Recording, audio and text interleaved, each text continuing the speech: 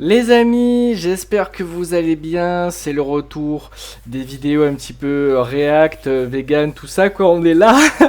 Donc, je m'excuse du setup, le setup est un peu aléatoire, voilà, ma situation est un peu aléatoire aussi, je suis en Ukraine et tout, j'ai pas mon setup classique. Voilà, donc on va faire avec ce qu'on a les amis. Je suis tombé sur une vidéo qui avait l'air très intéressante, j'ai regardé un petit peu le début, je me suis dit, oulala, on va se la garder, on va la regarder ensemble. Comme vous le savez, je suis vegan et je suis aussi un grand philosophe, donc je vais apporter un petit peu ma vision éclairée sur le sujet, en l'occurrence de ce faucon. Et il n'y a qu'un faucon, frère. On va regarder cette vidéo ensemble et je vais me permettre de réagir et d'apporter la vérité absolue par-dessus les non-sens, les sophismes que vont dire cette personne. C'est comme ça que ça se passe sur cette chaîne, vous le savez. C'est parti les amis. Faut pas faire d'anthropomorphisme à se dire oh la pauvre à sa place j'aimerais bien bouger et tout pour ceux qui n'ont pas trop la... Alors j'ai très peur de cet argument parce que j'ai l'impression que quelque part, alors l'anthropomorphisme en gros, hein, je suis pas un expert du terme, mais en gros c'est prêter des caractéristiques humaines à un animal. Voilà, en gros, si un chien qui sourit, ça veut pas dire que parce qu'il sourit qu'il est content. Ça serait faire l'anthropomorphisme. J'ai peur que cet argument soit utilisé dans le sens n'essaie pas trop d'avoir de compassion pour cet animal. Comme vous le savez, hein, certainement, les animaux, pas comme les humains, préfèrent avoir une corde autour du pied et globalement avoir leur vie qui dépend d'un être humain, que ce soit pour se déplacer, du coup, pour chasser, pour se nourrir, tout ça. Vraiment, les animaux, de manière générale, même dans la nature, globalement, ils préfèrent vraiment être dépendants d'un humain plutôt que d'être libres.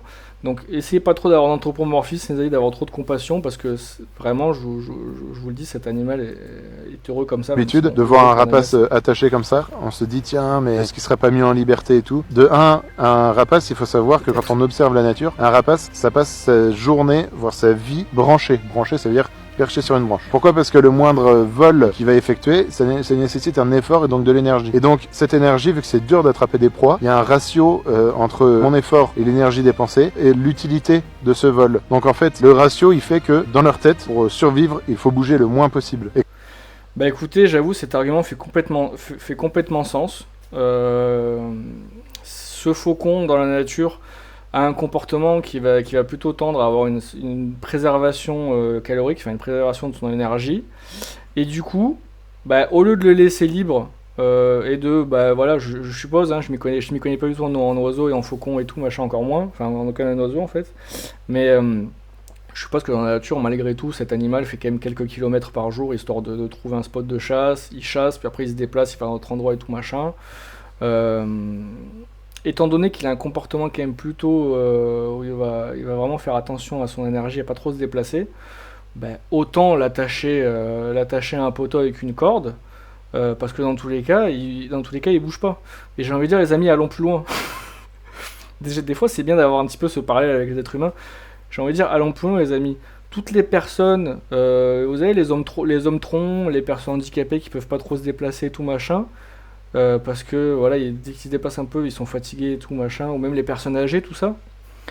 Ben, moi, je propose qu'on les enferme, qu'on les attache on attache le pied, on les enferme dans une maison au coin, on leur donne accès à la nourriture, hein, bien sûr et tout, mais étant donné que de manière générale, ils ont plutôt une vie qui fait qu'ils essaient de préserver leur énergie, ou que même ils peuvent pas trop se déplacer et tout, bah, autant les attacher, et puis qu'ils n'aient pas la possibilité de sortir de chez eux. Puis de temps en temps on les fait sortir, on les balance sur un écureuil pour qu'ils essaient de t'aider à chasser et tout, un écureuil et tout. Puis après tu les ramènes tranquillement chez eux, tu les attaches, et y a pas de problème. Je suppose que ça posait absolument pas de problème et que ça serait complètement normal. Donc je suis assez d'accord avec cet argument finalement. Quand on va bouger, ça va être soit pour boire ou pour chasser, et en période de reproduction pour se reproduire. Mais en fait, un rapace, ça reste la majorité de son temps perché quelque part. Donc en fait, a-t-il... Alors j'avoue l'image me fait un peu de peine, mais bon finalement c'est tout à fait normal. C'est vrai qu'à part pour la reproduction et tout, je suppose que globalement un faucon, encore une fois je m'y connais pas, mais je suppose qu'un faucon a une zone vraiment de vie qui est, on va dire là la corde, allez, je vais être gentil, elle fait 2 mètres, elle en fait moins j'ai l'impression, mais on va dire 2 mètres. Je suppose que dans la nature, un faucon est habitué à avoir une vie qui est vraiment dans un périmètre dans un diamètre de 2 mètres, comme ça, autour de lui, et qu'il n'en sort jamais, à part de temps en temps pour se reproduire et tout. Mais bon, du coup, là, le mec va le libérer, le balancer sur un écureuil, il l'a ramené attaché à un poteau. Donc, du coup, ça me choque pas du tout. C'est nickel. Là, je suppose que là, actuellement, là, de l'image que je vois, j'ai vraiment le sentiment que ce faucon ne se rend pas compte de la supercherie. Enfin, ça se trouve, il s'en rend même pas compte parce que du coup, vu qu'il est élevé en captivité et tout, il a connu que ça. Mais nous, en tout cas, en le voyant, on se dit pas du tout que là, c'est pas là. Franchement, si tu me l'avais pas dit, j'aurais pas l'impression que c'était un animal en captivité. J'avais l'impression que là, il était dans des arbres et tout, qu'il était prêt à les chasser et tout machin. Et que les conditions vraiment optimales de la vie d'un faucon sont parfaitement reproduites ici actuellement. Donc aucun problème. Qui reste sur sa perche ici. Non, Attila, vous la voyez ici, elle est très bien. Là, elle est en train de regarder Plume qui mange un os derrière, mais elle est très bien. Et après, je vais la... Attention, hein, pas d'anthropomorphisme. Parce que là, comment tu peux définir que l'animal est content là? Tu dis elle est très bien et tout machin, mais c'est pas parce que le faucon il est en train de regarder un autre animal manger un os ou je sais pas trop quoi, que tu peux être sûr à 100% que cet oiseau est très bien.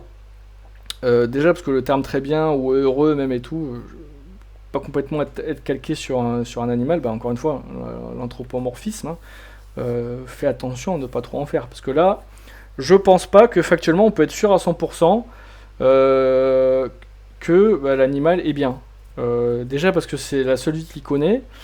Et en plus de ça, je suppose que c'est assez dur de prendre tous les paramètres en compte, surtout si toi t'es pas expert et tout, quand même je pense en comportement animal, je pense pas que c'est ton métier et tout, d'être sûr à 100% que l'animal est parfaitement épanoui et tout, je pense pas, à moins que tu considères que vu qu'il y a une gamelle d'eau et tout, et qu'il regarde un autre animal manger un os, c'est ça, être épanoui, être heureux et tout, mais attention à l'anthropomorphisme là. Faire voler, mais après la chasse, je vais pouvoir la remettre sur sa perche, et elle va être aussi tranquille, sans trop bouger. Il a balancé comme un Pokébot dans le buisson.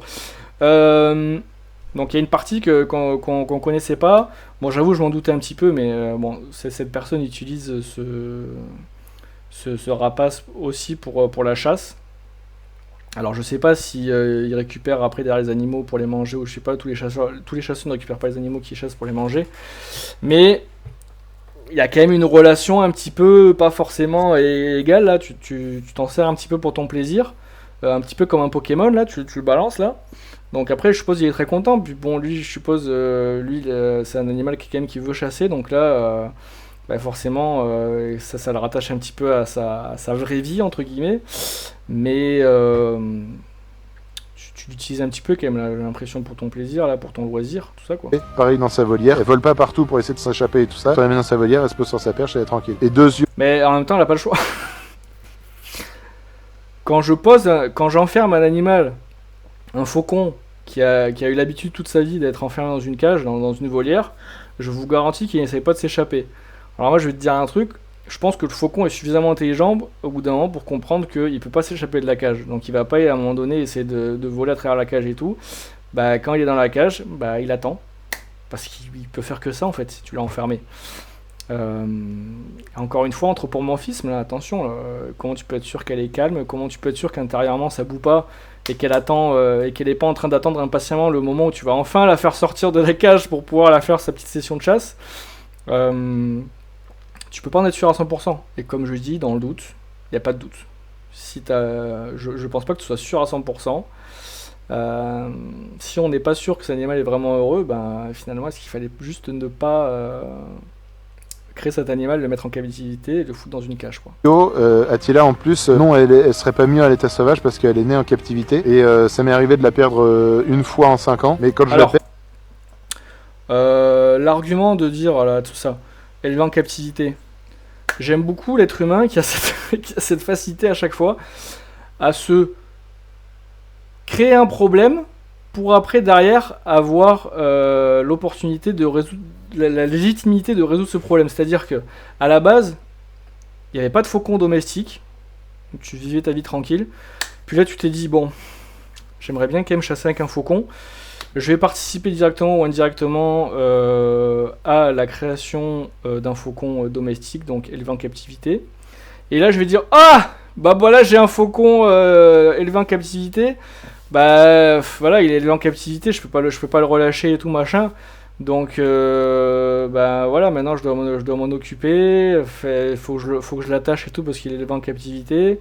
Donc voilà, là j'ai un problème à résoudre. Ce problème n'existait pas, mais finalement tu te l'es créé.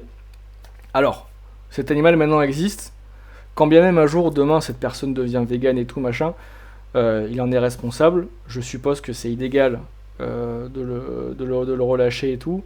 Euh, donc il faut s'en occuper le mieux possible et tout. Après, j'ai envie de te dire, là tu le fais chasser et tout machin. Je suppose que cet animal, globalement, est quand même assez pour être facilement réintroduit à la nature, parce qu'en plus si tu le fais chasser et tout, il sait que pour manger il doit chasser et tout machin, enfin bref. Ça existe des centres de réintroduction, de réhabilitation pour animaux. Je suppose que si tu fais cette vidéo, c'est qu'en plus tu sais que certainement, et qu'en plus tu sais des de captivité, c'est que tu as déjà certainement fait la démarche d'aller dans un centre de réhabilitation et que malheureusement ça n'a pas marché parce que cet animal est trop habitué à l'homme. Je suppose que ça a été fait. Et du coup, bah, la seule solution, bah, qu'est-ce qu'il te reste à faire d'en prendre soin dans les meilleures conditions possibles.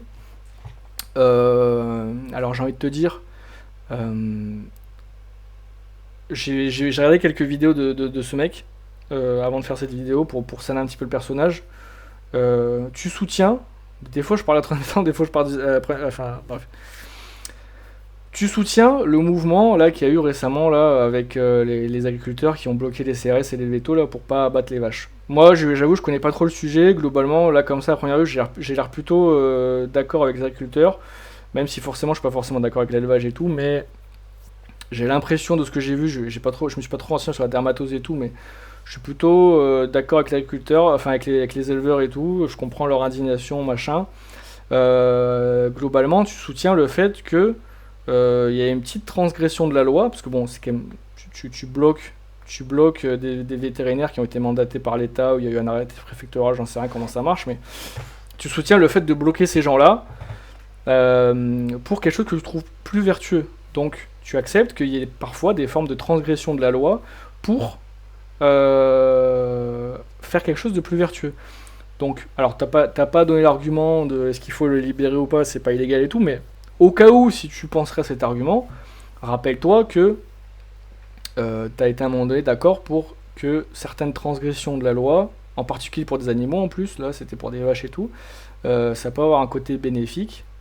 Donc, je sais pas moi, enlever la corde par mégarde de cet oiseau pour que il vive sa vie, puis finalement s'il est habitué à toi, il va rester pas loin et tout. Euh, est-ce que c'est si dangereux que ça? Est-ce que c'est vraiment ça que t'as peur? Je pense pas, vu que, comme tu le dis, tu soutiens certaines transgressions de loi quand c'est pour un truc vertueux. Puis, dans l'hypothèse qui n'arrivera jamais, où un policier arrive chez toi et te demande, ben frérot, il est où ton faucon là?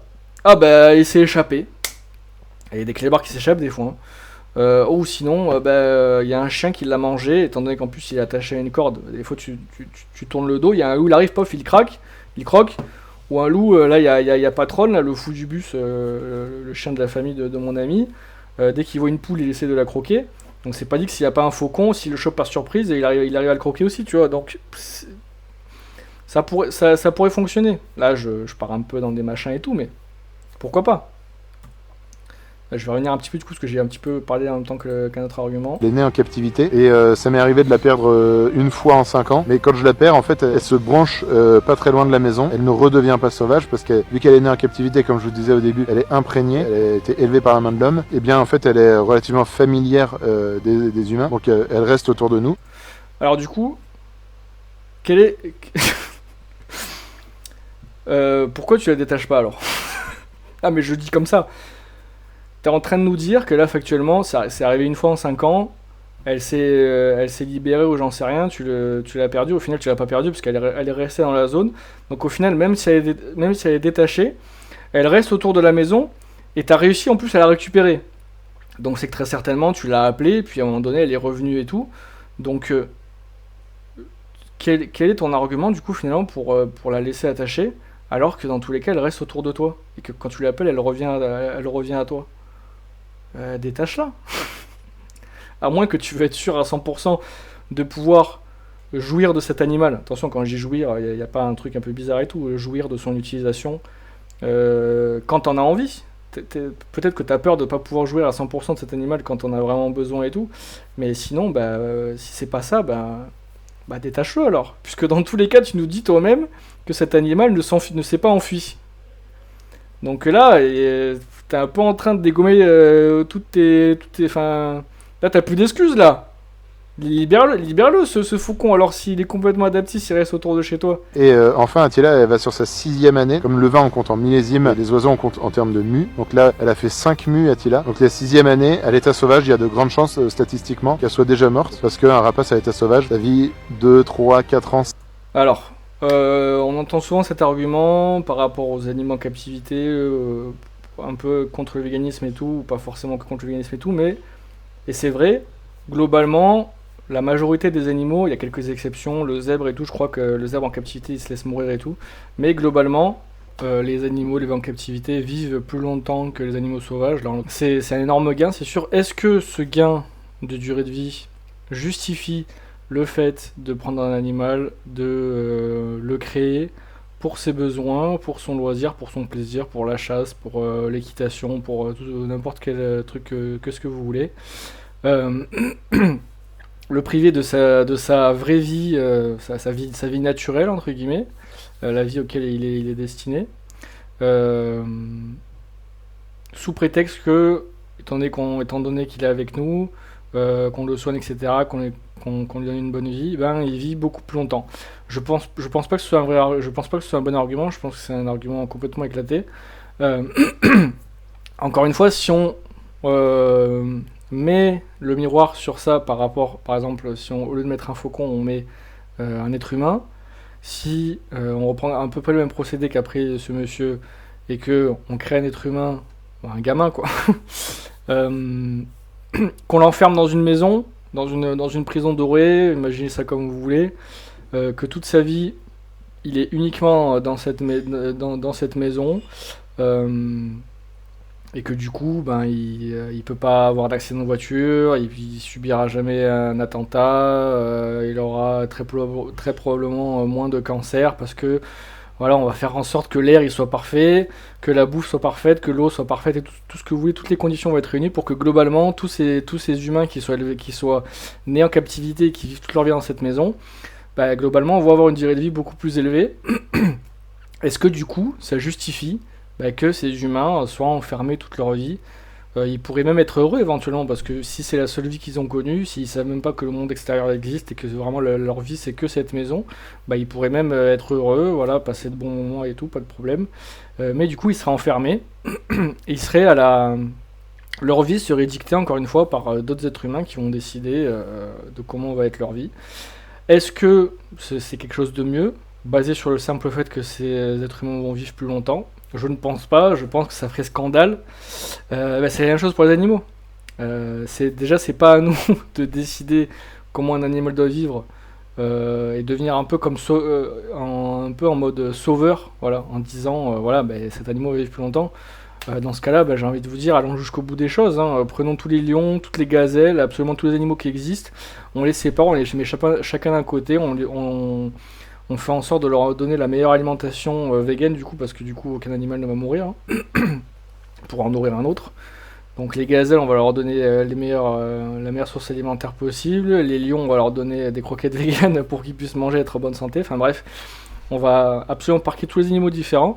Ils vont possiblement avoir une durée de vie beaucoup plus élevée. Est-ce que pour l'instant c'est une bonne chose à faire? Je ne pense pas. C'est pour ça en soi que cet argument n'a aucun sens. 5 ans, rarement plus, alors qu'en captivité ça peut vivre jusqu'à 20 ans par exemple. Donc non, pas trop d'anthropomorphisme, ça fait des milliers d'années qu'on utilise des oiseaux à la chasse, et même si c'est pas un réel... Voilà, comme il le dit, c'est pas un réel argument. Si c'est pas un réel argument de dire que, vu qu'on fait ça depuis des millénaires, c'est bien de continuer à le faire, pourquoi tu utilises vous avez déjà certainement entendu cet argument et des réponses à cet argument. Oui, en effet, c'est pas parce qu'on fait quelque chose pendant des millénaires que c'est une bonne chose. Sinon, dans ce cas-là, remettons le prime de l'esclavage, le prime de battre sa femme, de l'empêcher le fait qu'elle n'ait pas le droit de voter. les ségrégations entre les personnes de différentes couleurs. Enfin voilà, remettons tout ça, puisque finalement on a fait ça pendant des millénaires.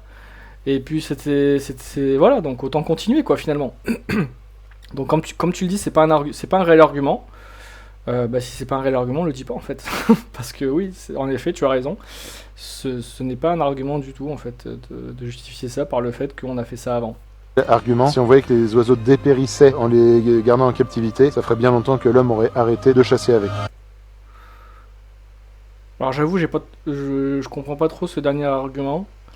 Euh, Est-ce que c'est quelque chose qui s'observe actuellement, que globalement, les gens, s'ils voient qu'un animal élevé en captivité est pas en bonne santé, ben on va changer sa situation? Non, parce que globalement, on peut pas sortir un animal de la captivité, à part certaines espèces et tout, pour les réintroduire et tout, enfin bref.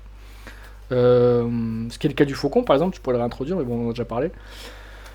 Euh, Ouais, je comprends pas trop parce que c'est très spécifique à différentes personnes. Il y a des gens qui prennent soin de leurs animaux et des gens qui en prennent moins soin. Il y a des animaux qui dépérissent, mais ça n'enlève rien au fait que globalement, euh, encore une fois, c'est le même principe que du coup tu te crées un problème qui n'existait pas à la base. C'est que si tu te soucies vraiment du fait qu'il y a des animaux qui vont possiblement dépérir du fait de leur captivité, bah, le mieux c'est tout simplement de ne pas le faire. Comme ça, tu peux être sûr à 100%. Parce que là, encore une fois, factuellement, tu dis que les gens font attention à ce que l'animal ne dépérisse pas. Mais peut-être que physiquement, ton animal ne dépérit pas. Peut-être qu'il vit 20 ans au lieu de 6 ans. Mais est-ce que tu peux être sûr à 100% que mentalement tout va bien pour cet animal? Parce que au final, il vit pas vraiment la vie bah, on va dire qu'il est fait pour avoir. Donc, est-ce que tu peux vraiment être sûr à 100% qu'il est vraiment épanoui? Enfin, je sais que c'est des notions qui s'appliquent pas vraiment aux animaux, le fait d'être heureux, épanoui et tout, mais voilà. Comme tu as dit, pas d'anthropomorphisme. Donc factuellement, on peut pas être sûr à 100% de ce qu'il y a dans la tête de cet animal, de s'il est en bonne santé ou pas mentalement. Donc est-ce que on peut savoir à 100% s'il dépérit ou pas mentalement? On n'en sait rien. Comme d'hab, si on n'en sait rien, si on n'est pas sûr à 100%, ben, le mieux c'est tout simplement de ne pas le faire, de laisser ces animaux dans la nature, de ne pas s'en occuper, de préserver au maximum leur environnement du mieux qu'on peut et tout, mais de laisser la nature, enfin en tout cas les animaux, bah, gérer leur propre vie eux-mêmes, quoi, euh, sans notre intervention, et surtout sans les utiliser par exemple en l'occurrence comme des outils de chasse. C'est déjà un bon début. Hop, hop, hop, hop, hop. Attendez, j'essaie de couper au bon moment. Là, c'est cette queue là. Alors, je suis pas sûr à 100% les amis, mais là, comme ça, le côté arrondi et tout, j'ai pas l'impression que c'est une queue naturelle. Je suis pas sûr à 100%, j'ai pas balé cette personne, ça se trouve, elle est coupée, mais il l'a adopté comme ça et tout. Mais en tout cas, si c'est toi qui l'as fait, voilà. Couper la queue d'un chien. Bon, là, les oreilles sont pas coupées, mais globalement, couper les oreilles, la queue d'un chien, on va pas se mentir. C'est pas ouf, je pense pas que j'ai besoin de donner d'argument pour ça. Alors, si c'est toi qui l'as fait, cette personne pourrait me dire bah, c'est par rapport à la chasse et tout, pour éviter qu'il se fasse croquer et tout, machin, encore une fois. Ou alors carrément il s'est fait croquer la queue à la chasse, j'en sais rien. Tout ça, on en revient au même point. Des problèmes que tu t'es créé toi-même. Voilà. Euh, Encore une fois, c'est. Voilà. Mais c'est surtout, ça se trouve, c'est pas lui qui l'a fait. Donc c'est pour ça que je vais rien dire et je suis même pas sûr à 100% qu'elle est coupée, mais j'ai quand même l'impression qu'elle est coupée.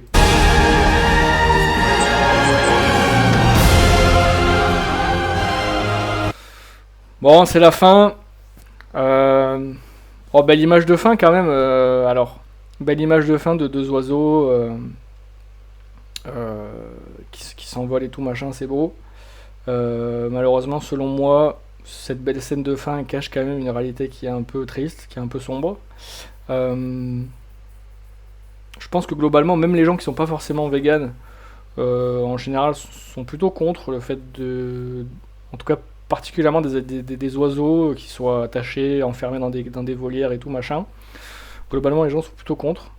J'ai envie de vous dire, si vous n'êtes pas vegan et que ça vous choque un peu tout ça et tout, que vous êtes d'accord avec la plupart de mes arguments, sachez que globalement, énormément des arguments que j'ai donnés peuvent s'adapter à un certain degré à une forme d'exploitation que vous aussi vous avez envers les animaux si vous n'êtes pas vegan. et d'actes de consommation que vous choisissez. Donc voilà, le sujet reste le faucon pèlerin, mais si vous n'êtes pas vegan et que cette vidéo vous a touché, il y a peut-être des choses à creuser aussi de votre côté. Je dis pas que je suis parfait les gars, mais voilà. C'est la fin de cette vidéo les amis. J'espère qu'elle vous a plu. Si c'est le cas les amis, attention, petit like, petit commentaire, petit abonnement, ça fait plaisir. Et je vous dis à bientôt pour une prochaine vidéo. Ciao.